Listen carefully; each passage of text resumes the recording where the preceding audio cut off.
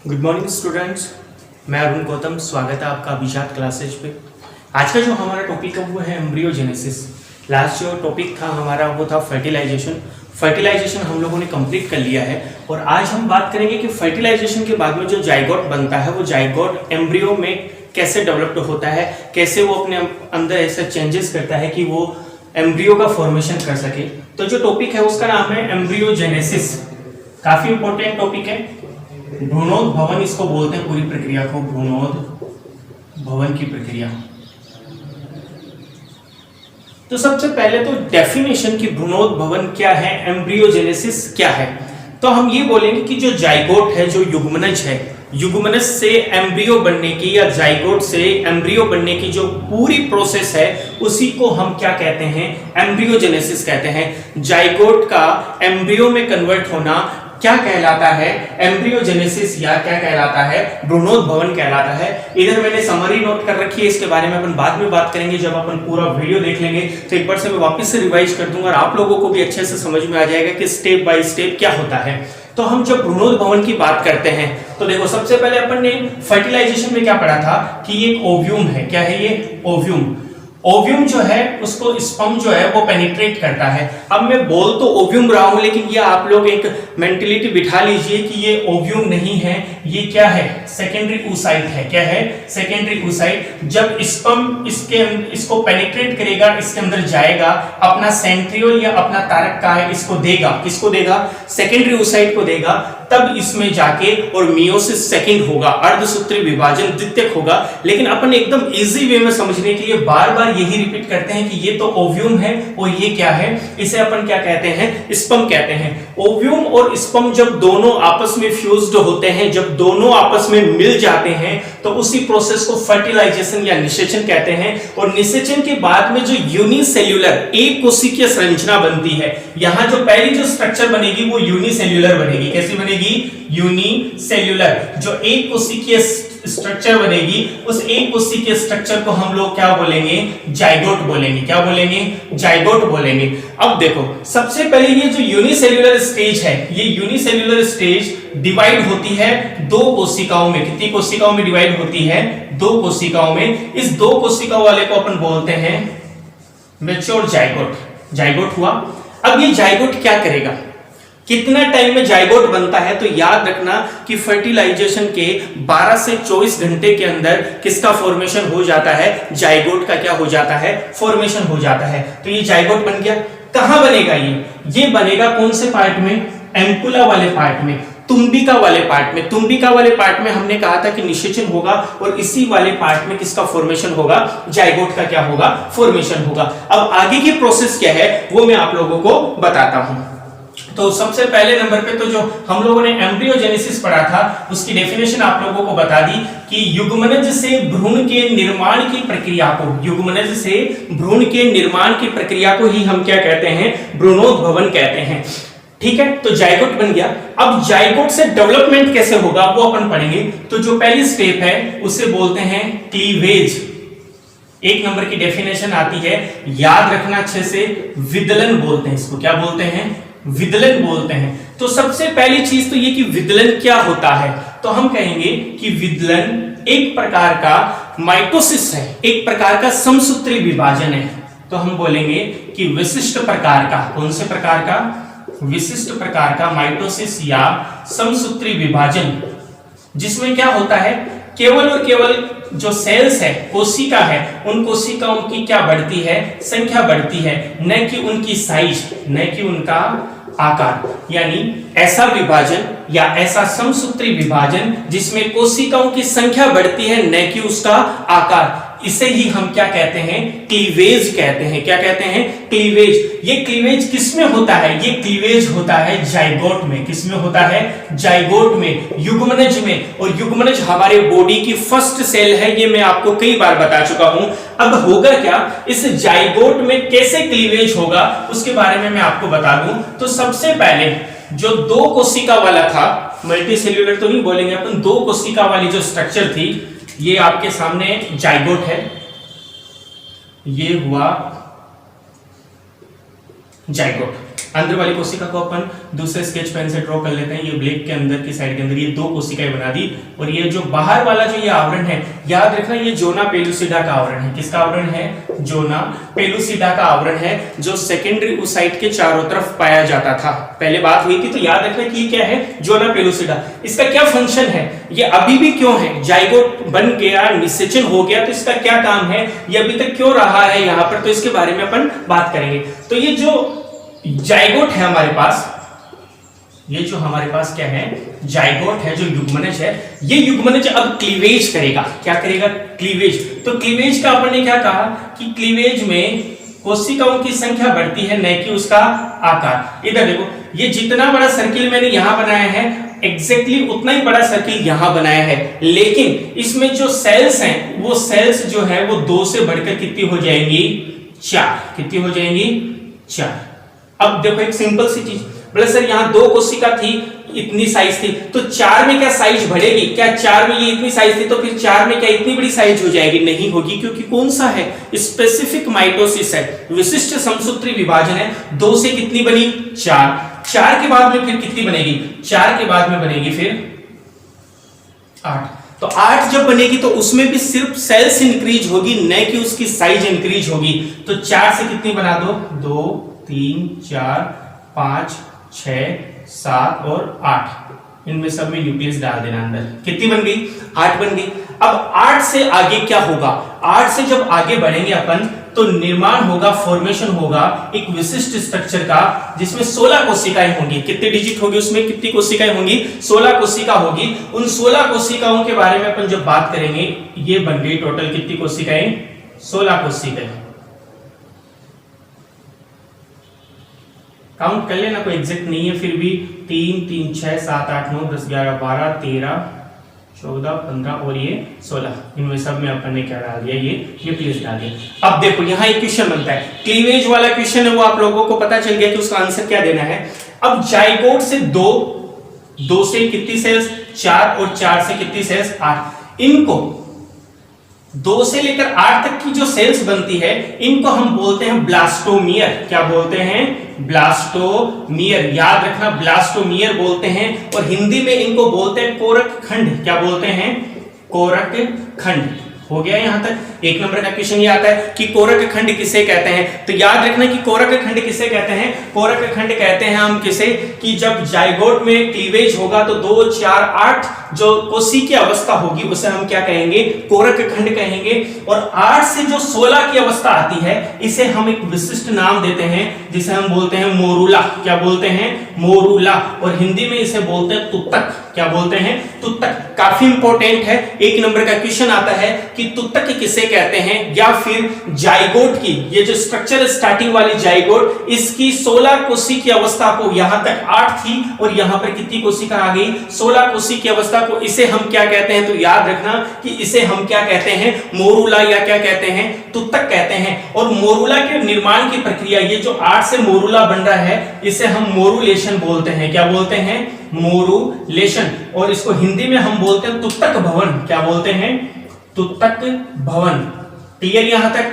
Cleavage का लगभग अपन बोल सकते हैं कि 75% कंप्लीट हो चुका है। 8 तक को ब्लास्टोमियर, 8 से जो 16 बनती है उसको हम क्या बोलते हैं? मोरूला। और मोरूला के फॉर्मेशन की प्रोसेस को हम क्या बोलते हैं? मोरूलेशन बोलते हैं। अब देखो यहां एक बात याद रखना कि बाहर का जो ये एरिया बताया था, मैंने बताया था, क्या बताया था? Zona pellucida. अब एक बार आप इधर आ जाइए, इधर आके अपन देखो इनको नाम दे देते हैं, ए बी सी, और सी के बाद में क्या दे दिया? डी दे दिया। अब इधर आइए, इधर जब अपन बात करते हैं तो यहां देखना, यहां ये जो अंडाशय था, ओवरी थी, इससे वो सेकेंडरी oocyte निकला था। सेकेंडरी oocyte कौन से पार्ट में आ गया था? एम्पुला वाले में दिखाई दे रहा होगा, ये वाला पार्ट क्या कहलाता है? एम्पुला। यहां आने के बाद में प्रोसेस हुई थी कौन सी?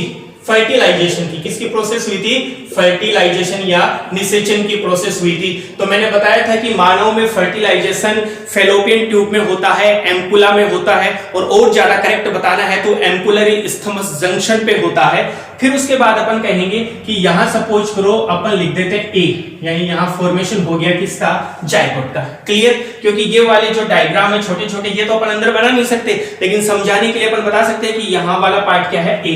फिर ये थोड़ा सा आगे डेवलप होता है, फिर पार्ट आता है कौन सा, बी, यानी कितनी सेल्स में आ गया, 4 सेल्स में आ गया। बी के बाद में यहां पार्ट आता है कौन सा, सी। सी के अंदर अपन बोलेंगे कितने में आ गया, 8 में आ गया। और 16 तक आते आते, मोरुला तक आते आते कि यहां पहुंच जाता है, जिसे हम बोलते हैं क्या, डी। यानी अपन ये कह सकते हैं कि फैलोपियन जो ट्यूब है, अंडवाहिनी जो है, उसका एंड हो चुका है, और अब हम यूट्रस वाले पार्ट में आ गए हैं। कौन से पार्ट में आ गए हैं, यूट्रस वाले पार्ट में। और यूट्रस वाले पार्ट में यहीं पर एक जो लेयर बनाई थी, इसको हम बोलते हैं कौन सा, मेट्रियम, एंडोमेट्रियम। ये वाला कौन सा पार्ट है हमारा, एंडोमेट्रियम वाला पार्ट है। अब एंडोमेट्रियम वाला जो पार्ट है, उस एंडोमेट्रियम वाले पार्ट में इम्प्लांटेशन होगा, आरोपण की क्रिया होगी। वो कैसे होगी वो हम बात करते हैं। तो यहां तक क्लियर हुआ। अब अपन बात करते हैं कि जो मोरुला है, ये मोरुला स्पष्ट रूप से 2 भागों में डिवाइड हो जाएगा। 2 भागों में क्या हो जाएगा, ये विभक्त हो जाएगा, और एक संरचना, एक स्ट्रक्चर बनाएगा, जो काफी इंपॉर्टेंट क्वेश्चन पूछा जाता है, जिसे हम कहते हैं ब्लास्टोसिस्ट। क्या कहते हैं, ब्लास्टोसिस्ट। कई बार क्वेश्चन पूछा है, कोरक पुट्टी किसे कहते हैं। 12th क्लास के प्रैक्टिकल में भी इससे क्वेश्चन पुटअप होता है कि ब्लास्टोसिस्ट किसे कहते हैं। अच्छे से देखना इसको। हम कहेंगे कि 16 तक तो हो गया, अब 16 के बाद में 32 होगा क्या, तो 32 नहीं हो रहा। वहां पर ये स्पष्ट रूप से कितने भागों में डिवाइड हो जाएगा, 2 भागों में डिवाइड हो जाएगा, जिसे हम क्या कहेंगे, ब्लास्टोसिस्ट कहेंगे। तो वो 2 भागों में जब डिवाइड होगा तो कैसे स्ट्रक्चर बनेगी, वो स्ट्रक्चर मैं आप लोगों को बता देता हूं। तो यहां तक ये वाला पार्ट था, डी वाला पार्ट, इसे हम क्या कह रहे थे, इसे हम कह रहे थे मोरुला। डी वाले पार्ट तक तो हम क्या कह रहे थे, मोरुला। अब क्या होगा, अब होगा ये कि एक स्ट्रक्चर बनेगी, स्पष्ट रूप से कितने पार्ट्स में डिवाइड रहेगी, 2 पार्ट में डिवाइड रहेगी। तो ये अपन ने बना दी, एक स्ट्रक्चर बना दी। साइज वही रहेगा, साइज इंक्रीज नहीं होगा, बस इनके जो स्ट्रक्चर है उस स्ट्रक्चर में थोड़ा सा चेंज आ जाएगा।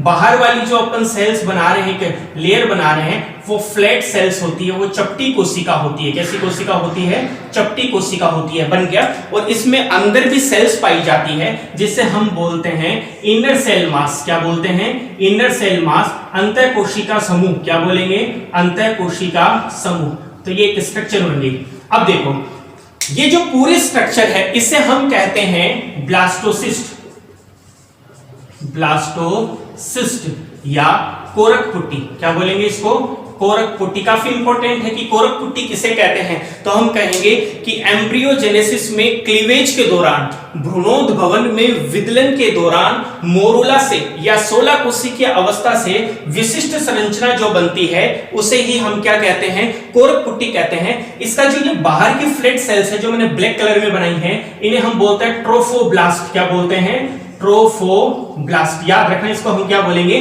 ट्रोफोब्लास्ट, या हिंदी में बोलेंगे इसको क्या, पोस्कोरक। क्या बोलेंगे, पोस्कोरक बोलेंगे। और अंदर जो है ये, इनको हम बोलेंगे इनर सेल मास। क्या बोलेंगे, इनर सेल मास, अंतः कोशिकीय समूह, अंतः कोशिकीय समूह। तो ये स्ट्रक्चर कब बनती है, ये स्ट्रक्चर कब बनेगी, यहां तक हमने बात की थी कि क्या आ गया था, मोरुला। अब इसको हम नाम दे देते हैं ई। क्या नाम दे देंगे, ई। अब ये ई वाला पार्ट आ जाएगा इस वाले भाग में, यानी एंडोमेट्रियम की लेयर के पास, या हम बोल सकते हैं कि यूटेराइन केविटी में। कौन सी केविटी में, गर्भाशयी गुहा में ये वाला क्या आ जाएगा, पार्ट आ जाएगा। तो देखो, पहली बात तो ये कि इंप्लांटेशन क्या है, आरोपण क्या है, इंप्लांटेशन, आरोपण क्या है, सबसे इंपॉर्टेंट है। ये ब्लास्टोसिस्ट के बाद में बात आती है कि ब्लास्टोसिस्ट के बाद में इंप्लांटेशन की प्रोसेस आती है। क्या होती है इंप्लांटेशन, तो हम कह रहे हैं कि मोरुला से ब्लास्टोसिस्ट जो बन गया, इस प्रोसेस को तो हम ब्लास्टुलेशन कहते हैं। क्या कहते हैं, ब्लास्टुलेशन, ब्लास्टुलेशन या कोरक पुट्टी का निर्माण बोल सकते हैं। क्या बोल सकते हैं इसको, कोरक भवन बोल सकते हैं। क्या बोल देंगे, कोरक भवन। ये तो थे कोरक खंड, और इनको अपन बोल देंगे कोरक भवन, कोरक भवन बोल देंगे। ये हो गया कोरक भवन। तो यहां तक तो कंप्लीट हो गया। जाइगोट 4, 4 से फिर 8, 8 से 16 मोरुला बोलते हैं। मोरुला का जो फॉर्मेशन हुआ इस प्रोसेस को मोरुलेशन बोलते हैं। फिर उसके बाद में दो स्पष्ट रूप से विभेदित एक स्ट्रक्चर बनती है जिसे ब्लास्टोसिस्ट क्या बोलते हैं, कोरक पुटी, और इसके निर्माण की प्रक्रिया को हम क्या बोलते हैं, ब्लास्टोलेशन बोलते हैं। जेपी का क्या रोल है, जोना पेलुसिडा का क्या भूमिका है यहाँ पर, ये अभी तक क्यों नहीं हटी? इसका कारण क्या है कि जब जाइगोट यहां से धीरे धीरे आगे चला था, धीरे धीरे आगे चला था, कहां आने के लिए, आरोपित होने के लिए, इम्प्लांट होने के लिए। कहां पर इम्प्लांट होने के लिए, एंडोमेट्रियम पर इम्प्लांट होने के लिए। तो ये कहीं और इम्प्लांट ना हो जाए, एंडोमेट्रियम को छोड़कर किसी दूसरी जगह पर ये ना जुड़ जाए, इसीलिए इनके चारों तरफ 1, 2, 3 और 4 की जो 4 स्टेज बनाई हैं, इनके चारों तरफ किसका लेयर पाई जाती है, जोना पेलुसिडा की लेयर पाई जाती है। और ये जोना पेलुसिडा क्या काम करता है, ये काम करता है कि जाइगोट की ये जो डेवलप्ड स्टेज है 2, 4, 8, 16 वाली, इसको एंडोमेट्रियम के अलावा किसी अन्य स्थान पर इम्प्लांट ना होने दे। यानी हम कहते हैं कि जेपी या जोना पेलुसिडा काम आता है आरोपण की क्रिया को रोकने के लिए। किसकी क्रिया को रोकने के लिए, आरोपण की क्रिया या इम्प्लांटेशन की क्रिया को रोकने के काम आता है। तो इम्प्लांटेशन करेगा कौन, इम्प्लांटेशन का काम होता है किसका, इम्प्लांटेशन का काम होता है ब्लास्टोसिस्ट का। तो ये काम कोई और न करे, इसीलिए इनके चारों तरफ किसका आवरण पाया जाता है, जोना पेलुसिडा का क्या पाया जाता है, आवरण पाया जाता है। अब देखो पार्ट आता है ब्लास्टोसिस्ट वाला। ब्लास्टोसिस्ट क्या करता है, ब्लास्टोसिस्ट जब यहां आता है तो आने के बाद में ये ब्लास्टोसिस्ट कांटेक्ट में आता है किसके, एंडोमेट्रियम के। किसके कांटेक्ट में आता है, एंडोमेट्रियम के। जैसे ही एंडोमेट्रियम के ये कांटेक्ट में आता है, उसी समय ये यूट्रस की और एंडोमेट्रियम की सेल्स डिवाइड होती है, विभाजित होती है बड़ी जल्दी जल्दी, और इसको पूरे को कवर कर लेती है। पूरे को क्या कर लेती है, कवर कर लेती है। यही प्रोसेस क्या कहलाती है, इम्प्लांटेशन। इजीली यदि डिफाइन करें तो हम बोलेंगे कि जो ब्लास्टोसिस्ट है, जो कोरक पुट्टी है, वो आकर जब एंडोमेट्रियम के कांटेक्ट में आती है, अंतःस्तर के साथ जुड़ती है, जुड़ते ही यूट्रस की सेल्स इसको घेर लेती है और ये अच्छे से इसके साथ एंडोमेट्रियम के साथ कनेक्ट हो जाती है। इसी प्रोसेस को हम क्या बोलते हैं, इम्प्लांटेशन बोलते हैं। इसी प्रोसेस को हम क्या बोलते हैं, आरोपण बोलते हैं। यहां तक कंप्लीट होने के बाद में जो नेक्स्ट स्टेप आएगा उसमें क्या होगा वो मैं आपको बताऊं। उससे पहले एक छोटा सा क्वेश्चन और बनता है यहीं पर कि ये जो बीच में कैविटी दे रखी है इसको क्या कहते हैं, इसको कहते हैं ब्लास्टोसील। क्या कहते हैं, ब्लास्टोसील या कोरक गुहा। क्या कहेंगे, कोरक गुहा किसे कहते हैं। तो याद रखना कि यूट्रस में जो फ्लूइड पाया जाता है, जो यूट्रस मिल्क पाया जाता है, जो गर्भाशय का दुग्ध होता है, तरल पदार्थ होता है, वो इसके अंदर अब्जॉर्ब कर लिया जाता है, ट्रोफोब्लास्ट के द्वारा अवशोषित कर लिया जाता है, जिससे इनर सेल मास एक जगह पर क्या हो जाती है, एकत्रित हो जाती है। और ये जो बीच का पार्ट शेष रहता है उसे हम क्या कहते हैं, कोरक गुहा कहते हैं। कंप्लीट यहां तक। फिर जब अपन कह रहे हैं कि इम्प्लांटेशन हो गया, उसके बाद क्या होगा, उसके बाद क्या होगा कि ये जो इनर सेल मास है, अंतःकोशिकीय समूह है, अब ये एम्ब्रियो का डेवलपमेंट करना स्टार्ट करेगी। और ये एम्ब्रियो का डेवलपमेंट कैसे स्टार्ट करेगी, ये दो डर्म बनाएगी, दो जनन स्तर बनाएगी, जिसको हम एक्टोडर्म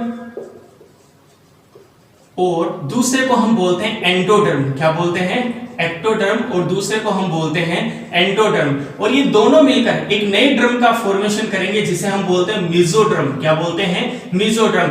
अंतर जनन स्तर, बाह्य जनन स्तर, और दोनों मिलकर एक बनाते हैं कौन सा स्तर, मध्य जनन स्तर। फलस्वरूप ये तीनों आपस में मिलकर एक फेज बना देते हैं, एक अवस्था बना देते हैं, एक स्टेज बना देते हैं, जिसे हम बोलते हैं गैस्ट्रुला अवस्था। क्या बोलते हैं, गैस्ट्रुला। क्वेश्चन याद रखना कि गैस्ट्रुला किसे कहते हैं। तो हम कहेंगे कि जब आरोपण हो जाता है, जब इम्प्लांटेशन हो जाता है, तो इम्प्लांटेशन के बाद जो इनर सेल मास है, जो अंतःकोशिकीय समूह है, वो अंतःकोशिकीय समूह विभेदित होकर, डिवाइड होकर दो जर्म लेयर बनाते हैं, जिनको एक्टोडर्म और एंडोडर्म कहते हैं। और वो दोनों आपस में मिलकर फॉर्मेशन करते हैं मेसोडर्म का। और तीनों को समेकित रूप से, तीनों को कंबाइन जो हम नाम देते हैं वो गैस्ट्रुला देते हैं। और इस गैस्ट्रुला के बनने की प्रोसेस को हम गैस्ट्रुलेशन कहते हैं। क्या कहते हैं, गैस्ट्रुलेशन कहते हैं।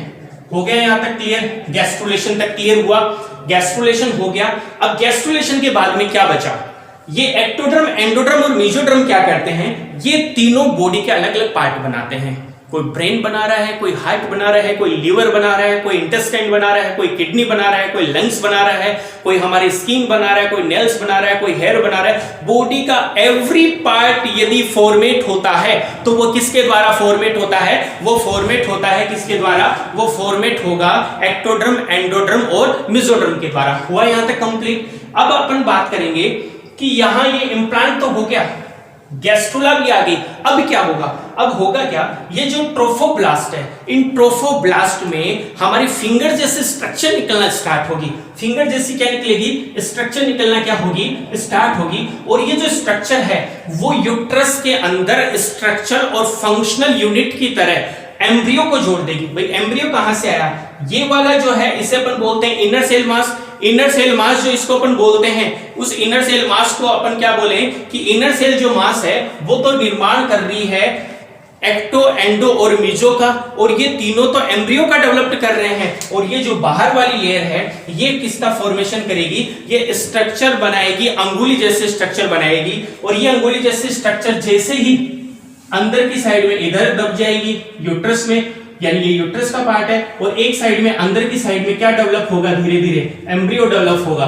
तो अपन क्या कहेंगे कि ये फिंगर टाइप जो स्ट्रक्चर है, जिनको हम कोरियोनिक विलाई बोलते हैं, जरायु अंकुरक बोलते हैं, क्या बोलते हैं, कोरियोनिक विलाई। याद रखना, जरायु अंकुरक, वो जरायु अंकुरक यूट्रस और एम्ब्रियो के बीच में एक संरचनात्मक और एक क्रियात्मक रिलेशन, स्ट्रक्चर एंड एक फंक्शनल रिलेशन बनाता है, और उसी को हम बोलते हैं प्लेसेंटा। क्या बोलते हैं, प्लेसेंटा, या हम उसको नाम देते हैं अपरा। कई बार नाम सुना होगा आप लोगों ने, मैंने प्रसव वाले में भी बताया था कि जैसे ही पार्टुलेशन हो जाता है कंप्लीट, उसके बाद प्लेसेंटा भी कहां निकल जाता है, बाहर। प्लेसेंटा का फंक्शन क्या है, प्लेसेंटा का फंक्शन न्यूट्रिशन का है, पोषण प्रदान करने का है, जो भी उत्सर्जित पदार्थ है उनको शरीर से बाहर निकालने का है। उसके अलावा और क्या काम करता है, उसके अलावा ये काम करता है रेस्पिरेशन का, श्वसन का भी काम करता है एम्ब्रियो के लिए। फिर उसके अलावा ये अपन बोल सकते हैं कि एंडोक्राइन ग्लैंड का भी क्या करता है, कार्य करता है। तो आज मैंने आप लोगों को ये जो समझाया है, इसको अपन यदि समरी में समझे तो कैसे समझे, इधर आना। समरी में अपन बोल रहे हैं कि सबसे पहले जो स्पर्म है वो ओव्यूम के साथ जुड़ेगा। किसके साथ जुड़ेगा, ओव्यूम के साथ जुड़ेगा। फ्यूज जो होगा वो प्रोसेस कहलाएगी क्या, फर्टिलाइजेशन। हो गया फर्टिलाइजेशन। फर्टिलाइजेशन से पहली जो सेल्स बनेगी वो क्या बनेगी, जाइगोट बनेगी। क्या बनेगी, जाइगोट। कितने घंटे में, 24 आवर्स में क्या बन जाएगा, जाइगोट। अब जाइगोट में स्टार्ट होगा क्या, क्लीवेज। क्लीवेज की डेफिनेशन आपको बताई। क्लीवेज से 2, 4, 8 कोशिका वाले क्या बनेंगे, स्ट्रक्चर बनेंगे, जिन्हें हम क्या बोलते हैं, ब्लास्टोमियर बोलते हैं, या फिर क्या बोलते हैं, कोरक खंड बोलते हैं। और इनके चारों तरफ किसका लेयर पाई जाती है, जोना पेलुसिडा का, जो अन्यत्र जगह पर अदर एरिया में इंप्लांटेशन को रोकने का कार्य करती है। फिर अपन बात करेंगे कि ब्लास्टोमियर तक हो गया। ब्लास्टोमियर तक होने के बाद में प्रोसेस होती है जिसे हम बोलते हैं मोरुलेशन। क्या बोलते हैं, मोरुलेशन, जिसमें मोरुला का फॉर्मेशन होता है, जो 16 कोशी की अवस्था है। कितनी कोशी की अवस्था है, 16 कोशी की अवस्था है। मोरुला का जो फॉर्मेशन हो गया, उस मोरुला के फॉर्मेशन के बाद में अब जो स्ट्रक्चर बनेगी वो इंपॉर्टेंट है, जिसे हम बोलते हैं क्या, ब्लास्टोसिस्ट। ब्लास्टोसिस्ट के फॉर्मेशन को क्या कहा जाता है, ब्लास्टुलेशन। क्या कहा जाता है, ब्लास्टुलेशन। तो देखो मोरुला से क्या बना, ब्लास्टोसिस्ट, कोरक पुट्टी बनी। ये जो कोरक पुट्टी है, ये कोरक पुट्टी जो है, इसके निर्माण की प्रक्रिया को हम क्या कहते हैं, ब्लास्टुलेशन कहते हैं। अब ये जो ब्लास्टोसिस्ट बनी थी, इसको अपन ने कितने पार्ट्स में डिवाइड किया था, 2 पार्ट्स में। बाहर वाला क्या कहला रहा था, ट्रोफोब्लास्ट, पोस्टकोरक।